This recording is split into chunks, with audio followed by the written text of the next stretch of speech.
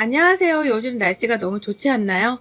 여러분은 사계절 중 어떤 계절을 가장 좋아하시나요? 저는 바로 봄입니다. 왠지 봄이 되면 기분이 하루 종일 좋은 듯 해요.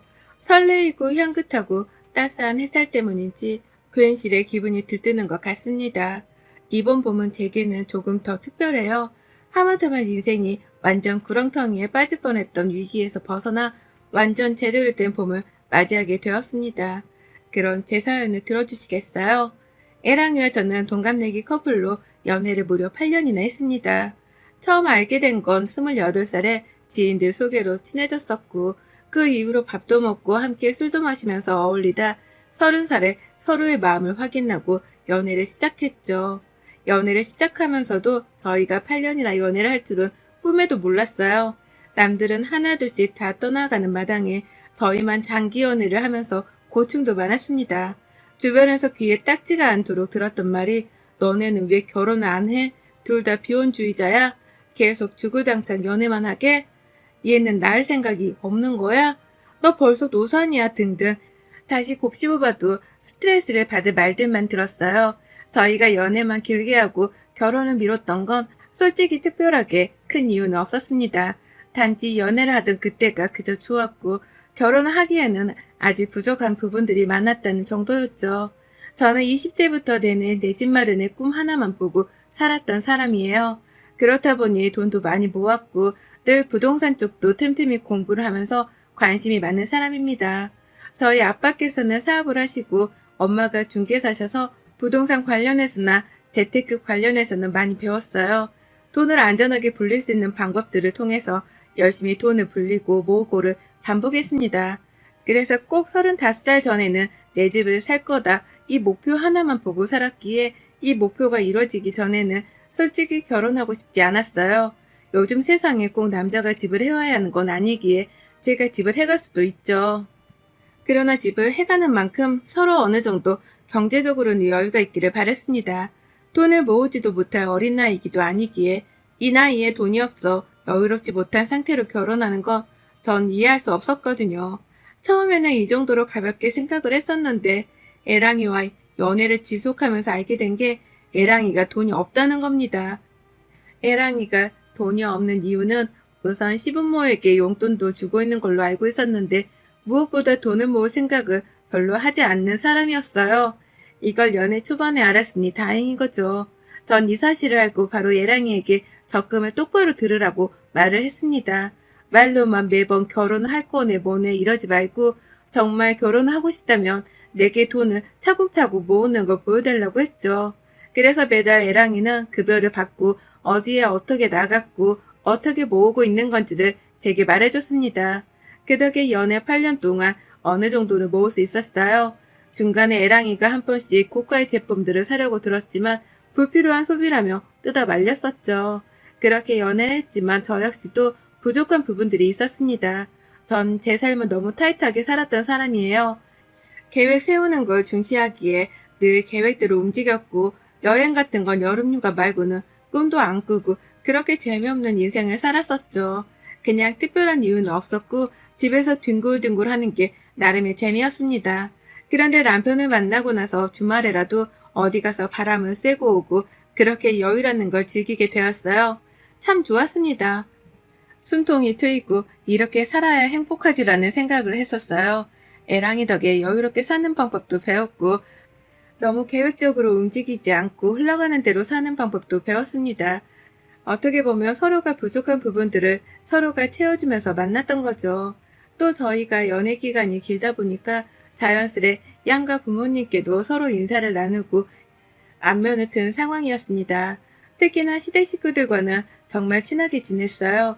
시부모의 10살 어린 신우가 있었는데 워낙 어리다 보니까 용돈도 쥐어주고 하면서 지냈습니다. 신우가 취직을 하면서 홀로 자취를 하게 되었는데 그 동네가 또 제가 혼자 살고 있는 동네라서 자주 들여다보고 저녁에는 같이 술 한잔도 하는 언니 동생 사이로 지냈죠. 제가 이렇게 신우를 잘 챙기니까 시부모는 저를 더 잘 챙겨주셨고 늘 얼른 결혼하라는 말씀을 하셨습니다. 제가 시댁에 놀러도 자주 갔는데 가서 자고 오기도 하고 정말 서슴없이 지냈어요. 문제랄 거 하나 없이 지냈고 오히려 연애 때부터 이미 결혼을 한 듯 지냈습니다. 이런 남편과의 결혼은 너무나 당연했고, 저도 이 사람과 아무리 싸워서 실망하고 열이 받아도 헤어진다는 생각을 해본 적도 없었어요. 그만큼 서로에 대한 믿음이 있었고, 관계에 대한 확신이 있었습니다. 8년이란 세월이 결코 쉽지는 않은데, 저희는 결혼만 안 했지, 거의 결혼한 부부처럼 지냈었죠.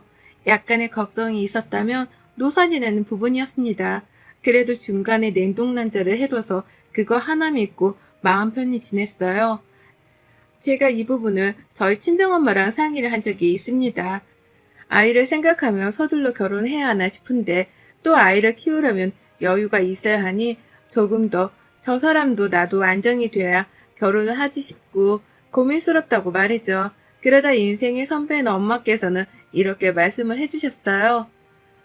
요즘 생각이 너무 많은 거 있지? 엄마, 주변 친구들도 왜 결혼 안 하냐고, 비혼이냐고 막 그러는 것도 스트레스 받고, 진짜 노산이라서 나중에 아기를 못 가지면 어쩔까 싶고, 그렇다고 아기 때문에 당장 결혼하는 것도 아닌 것 같고, 막 그러네? 영주야, 네가 무슨 말 하는지 아는데, 결국 네 인생의 주인공은 너야. 그런데 아기 때문에 네 모든 계획과 생각을 틀어버리는 건 엄마는 아니라고 생각해. 아기는 냉동난자도 해뒀고 만약 모든 방법을 동원해도 아기가 찾아오지 않는다면 그 또한 네 팔자고 인생이야. 그러니 모든 너의 계획을 아기에 초점을 두지 말고 너가 원하는 대로 생각한 대로 그렇게 하길 바래 엄마는. 그치? 나 지금 잘하고 있는 거 맞지? 그럼 엄마는 솔직히 다른 건 몰라도 네가 하는 결정이면 무조건 다 옳다고 손들어 주잖아. 그만큼 넌 신중한 애고 생각도 깊은 애야.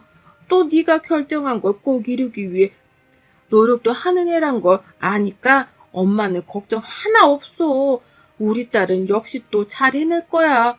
너 스스로를 믿어봐, 영주야. 저를 너무 잘하시는 엄마께서는 이렇게 멋진 말씀을 해주셨어요. 엄마의 말을 들으니까 제 자신에게 확신이란 게 생겼습니다. 애랑이와도 중간에 대화를 많이 했었지만 저희는 딱 7년에서 8년 정도만 연애를 하면 이 정도 돈이 모일 거고 그 안에 제가 자가집을 매매할 거니까 대충 이렇게 하면 되겠다는 계획을 세웠죠. 그리고 7주년을 맞이하기 직전에 전 30평대 아파트를 매매하게 되었어요. 은행의 힘을 조금 빌리긴 했지만 20대, 30대를 바쳐서 마련한 내 명의의 내 집이다 보니까 감동이 벅차올랐습니다. 너무 행복하고 감동스러운 거 있죠? 집이 대체 뭐라고 그간의 세월 내내 이거 하나 보고 달려왔나 싶기도 하고 많은 생각이 들었습니다. 제가 집을 사자마자 남편에게 프로포즈를 가볍게 했어요. 그리고 저희는 드디어 결혼을 준비하게 되었죠. 집을 사고 리모델링과 인테리어 하는 시간도 꽤 걸리고 직장 예약도 그렇고 대략 8주년을 앞두고 식을 올리는 상황이 되었습니다. 저희는 양가 부모님들께 이 상황을 말씀드리고 결혼하겠다고 정식으로 말씀드렸어요. 워낙 양가 부모님들과 친숙하게 지냈기에 인사를 드리는 것도 어색하지 않았습니다. 드디어 상견례를 하게 되었고 분위기가 너무 좋아서 결국 상견례를 마치고 그 주 주말에는 온 가족들이 함께 여행을 가기도 했어요. 여행을 가서는 함께 이런저런 얘기도 하면서 그간 저희의 8년간의 연애에 대한 비하인드 스토리도 나왔죠. 이런 일도 있었지 저런 일도 있었지 하며 추억을 곱씹으며 너무 좋은 하루를 보냈습니다. 상견례 때도 대화를 했고 놀러가서도 대화를 한 결과 어떻게 결혼 준비를 할 것인지에 대한 건 다 정했어요. 제가 집이 있으니 가전들을 채우는 건 남편이 하기로 했고 가구는 함께 채우기로 했습니다. 감사하게도 저희 친정에서 큼직한 가전을 사주신다고 했고 시댁은 여유가 없으셔서 큰 건 아니고 소파를 사주신다고 하셨죠. 손사래를 치며 진짜 괜찮다고 했지만 딸아들 결혼시키는 부모가 이 정도도 못하겠냐며 말씀하셔서 감사히 받기로 했습니다. 이렇게 어느 정도 계획이 세워지니 하나씩 준비를 했어요. 집은 리모델링을 싹 하고 인테리어를 할 거였는데 전적으로 애랑이가 제게 맡긴다고 원하는 대로 꾸미고 하라고 해서 오케이를 했죠. 그래서 이 부분은 제가 전담을 해서 다 꾸미기로 했습니다. 사실 리모델링 비용과 인테리어 비용만 해도 꽤 나왔는데 이걸 또 애매하게 나누면 그게 더 깔끔하지 못할 것 같아서 집에 드는 비용은 전부 제 돈으로 해결을 했어요. 추후에 봤을 때 이렇게 하길 정말 잘했지 싶었습니다.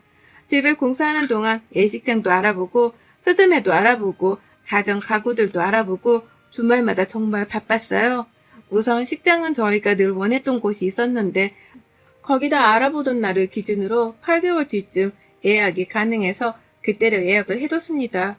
사실상 집 공사가 끝나야 뭘 채우고 하기에 두 번째로 중요했던 식장 예약을 하고는 한숨을 돌렸어요. 너무 주말마다 바쁘게 알아보고 쉼없이 사니까 서로 예민해지고 힘든 것 같아서 중간에 여행도 다녀왔습니다. 그 후 집 공사가 끝이 나고 저희는 알아봤던 가정 가구들을 집에 들이면서 본격적으로 결혼 준비에 다시 나섰어요. 정말 애랑이와 결혼하는구나 새삼 실감이 났던 것 같습니다. 순탄하게 결혼 준비를 하고 또 일을 하면서 그렇게 일상을 보내고 있었어요. 그러다 어느 날 시모가 전화가 왔습니다. 영준이 바쁜데 전화한 거 아닌가 모르겠네. 아니에요, 어머님. 말씀하셔도 괜찮아요. 통화 가능해요. 그 다름이 아니라 승현이 모르게 둘이 좀 만났으면 하는데 시간 언제가 괜찮겠니? 무슨 일 있으신 거예요, 어머님?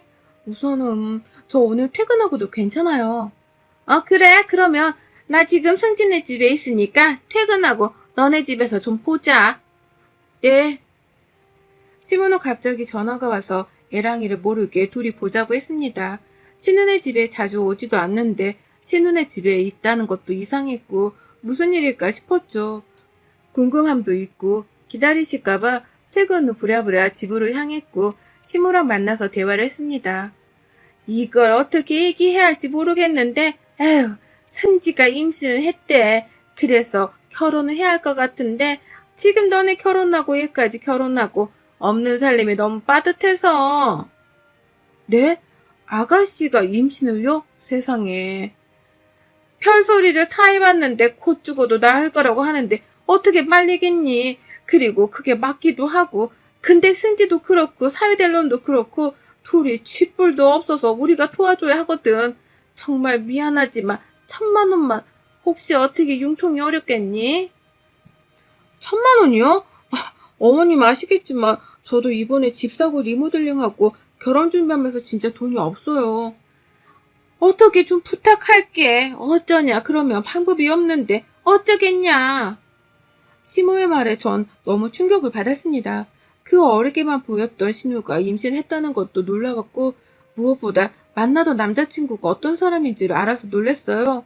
신우와 매일같이 싸우면서도 욕도 서슴없이 하던 약간의 폭력성을 보이던 사람이라서 제가 별로 좋아하지 않았습니다. 그런데 그런 사람과 결혼한다고 하니 진심으로 걱정이 되었죠. 더군다나 신모가 1,000만 원까지 달라고 하니 마음이 너무 불편했습니다. 사실 돈은 있었어요. 그치만 아직 결혼한 것도 아니고 했다고 한들 적은 돈도 아닌 1,000만 원을 쉽게 주는 건 아니라고 생각했습니다. 돈에 장사 없잖아요. 저는 적당히 돈이 정말 없다는 핑계로 거절을 했고 가셨습니다. 그리고 남편에게 이 사실을 절대 말하지 말라고 신신당부를 하셨는데 대체 왜 말하지 말라는 건지 모르겠었죠. 그래도 말을 하는 게 맞지 않을까 싶기도 했지만 본인들이 말할 기회를 주는 게 맞다고 생각을 해서 굳이 말하진 않았습니다. 전화 이후 시모노 영주야 라며 제 이름을 불러주고 상냥했던 모습과는 다르게 변했어요. 뭔가 퉁명스러워졌고 저에게 불만이 가득한 듯 보였습니다. 그런 시모의 모습에 제가 더 상처를 받기도 했지만 괜찮았어요. 그렇다고 해서 1,000만 원을 줄 건 아니었으니 말이죠. 그런데 이상한 게 있었습니다.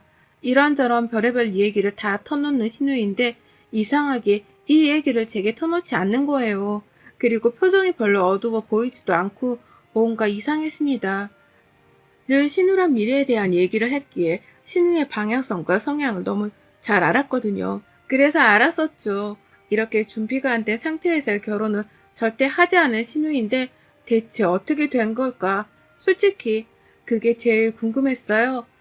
제게 터놓겠지 말하겠지 그렇게 기다렸는데 아무리 기다려도 신우는 말을 하지 않았습니다. 심지어는 제가 떠봐도 말을 하지 않았죠. 이때 5만 가지 생각이 다 들었던 것 같습니다.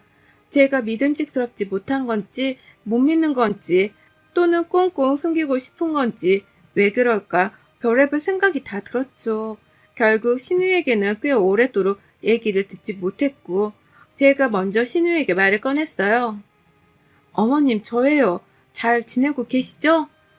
왜 전화했니? 다름이 아니라 아가씨 괜찮은가 해서요. 도통 저한테 말을 안 해서 물어볼 수도 없고 걱정스러워서요. 예, 내가 말했지. 티내지 말라고. 승지 걔가 말 안 하는 건 다 이유가 있는 건데 네가 알고 있다는 거 알면 걔가 좋겠니? 절대 티내지 마. 알겠어? 네, 그럼요. 먼저 티내지는 않을 건데 아가씨 괜찮은 거죠? 괜찮기는 무슨. 돈이 없으니 뭘 하지도 못하고 서로 답답한 상황이다. 진짜로 돈이 웬수다 정말. 에휴, 없는 부모 밑에서 컸으면 지들이라도 여유롭게 살 것이지. 아유, 내 팔자야. 어머님, 아무튼 승현이 승지한테 절대 티내지 말고 모른 척하고 조용히 있어. 그리고 500만 원이라도 어떻게 어렵겠니? 어머님, 제가 있는데 안 드리는 게 아니에요. 정말 돈이 없어요. 죄송해요. 시모에게 전화를 해봤을 때는 신세 한타를 늘어놓더니만 결국 돈 얘기로 마무리가 되었습니다.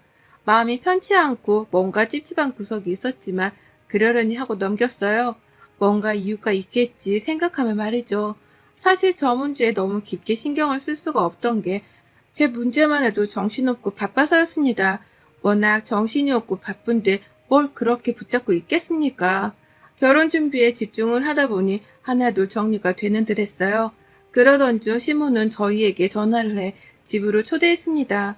저녁에 와서 술 한잔 하자고 말씀을 하셨죠. 전 그때 딱 생각한 게 이날 말씀을 하시려나 보다 생각을 해서 알겠다고 했습니다. 그렇게 당일이 되었고 애랑이와 함께 시댁으로 향했죠. 가서는 별탈 없이 맛있게 밥을 먹고 술 한잔을 했습니다. 어느 정도 진행이 되고 있냐부터 시작해서 저희가 식전에 살림을 먼저 합치려고 계획을 했는데 이 부분에 대해서 찬성한다고 말씀을 해주셨죠.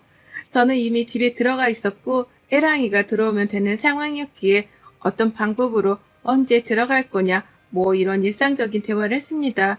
그런데 신우가 소주를 마시는 거예요. 저 진짜 순간 너무 놀라서 신우에게 뭐 하는 짓이냐고 말하고 소주잔을 확 빼앗아 버렸습니다. 아가씨, 지금 뭐 하는 거예요? 소주를 왜 마셔요? 네? 언니, 왜 그래요? 뭘 왜 그래요? 세상에, 산모가 술을 마시면 어떡해요? 아가씨 미쳤어요? 어머님은 안 말리고 뭐 하세요, 진짜? 네? 누가 산모예요? 저요? 제가 임신했다고요?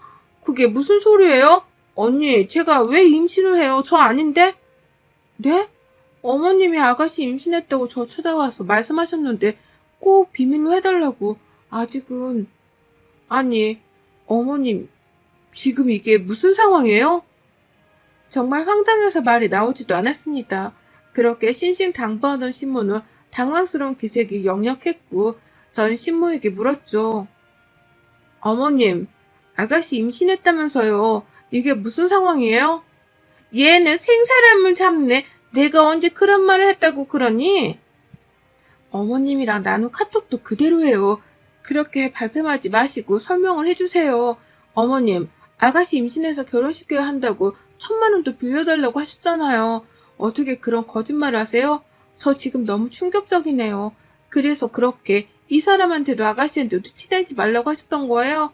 제가 1,000만 원 드렸으면 어디에 쓰시려고 했는데요. 엄마, 이게 사실이야? 대체 왜 그런 거짓말을 했어? 엄마, 이게 무슨 말이야? 언니 말이 사실이야? 아유, 그래, 내가 거짓말 좀 했다. 왜? 이렇게 안 하면 네가 1,000만 원 안 빌려줄 것 같아서 그랬다. 빚은 해결은커녕 점점 늘어가니 답답한 마음에 딱 1,000만 원만 있으면 급한 불 끄니까 그래서 그런 건데 그게 그렇게 잘못한 거니? 시몬은 너무 당당하게 거짓말을 했다고 인정을 했고 이어 뻔뻔하게 제게 뭔가를 내밀었어요. 어차피 이렇게 된 거 그냥 까놓고 오늘 말하려고 했는데 잘됐다. 이거 받아라. 그렇게 시모에게 건네받은 A4 용지 한 장에는 큼지막하게 빈 목록이라고 적혀있고 아래에는 세세하게 시댁에 있는 빚에 대한 금액과 이자 등등이 나와 있었습니다. 전 대체 제게 왜 이런 걸 주나 싶어 되물었죠. 저한테 이런 걸 왜 주세요? 왜긴 이게 다 결국은 자식새끼 키우느라고 우리가 진 빚인데 이제 니들이 결혼하면 니들도 같이 갚는 게 맞지 않겠니? 그래서 내가 이렇게 정리를 했어. 어차피 영주 너도 돈 좀 있고 니네 집도 빵빵한데 이게 뭐 돈으로 보이긴 하겠어? 우선은 이자 나가는 것들부터 아까우니까 떨굴 것 좀 떨구자. 우선순위는 1, 2, 3, 4 그렇게 적어둔 대로 보고. 가만 보니 어머님은 저를 돈으로만 생각하셨나 보네요. 그런데 이를 어쩌죠? 전 사람들과 가족이 되고 싶었던 거지 기생충들을 먹여 살릴 생각은 죽어도 없거든요. 더군다나 이렇게 말 같지도 않은 거짓말을 딸 팔아서 한 심으라면 더더욱 가족으로 절대 엮이고 싶지도 않고요. 너무 감사해요, 어머님. 이런 사람이란 걸 지금이라도 보여주셔서 하마터면 깜빡 속아서 이혼녀 될 뻔했지 뭐예요. 감사합니다. 그리고 기생할 곳 얼른 찾으시길 바래요. 전 결혼 뒤집어 버렸습니다. 애랑이는 신우와 함께 울고불고 빌면서 매달렸지만 대꾸도 해주지 않았어요. 위약금도 물고 조금 손해는 있었지만 일부분 역시 파탄 사유가 애랑이니까 네가 알아서 하라고 했습니다. 그랬더니 순순히 알아서 해결하더라고요. 그래서 전 기생충들을 다 떨궈내고 저 홀로 리모델링 예쁘게 한 제 집에서 살고 있습니다. 정말 저런 실체가 있는 줄도 모르고 결혼했다면 제 결혼 생활은 생각만 해도 아찔하고 끔찍한 거 있죠? 8년의 시간이 조금 후회되고 아깝긴 하지만 이 또한 제 인생이라 생각하고 마음 쓰지 않기로 결심했습니다. 여러분의 생각은 댓글로 남겨주세요. 오늘도 시청해주셔서 정말 감사합니다.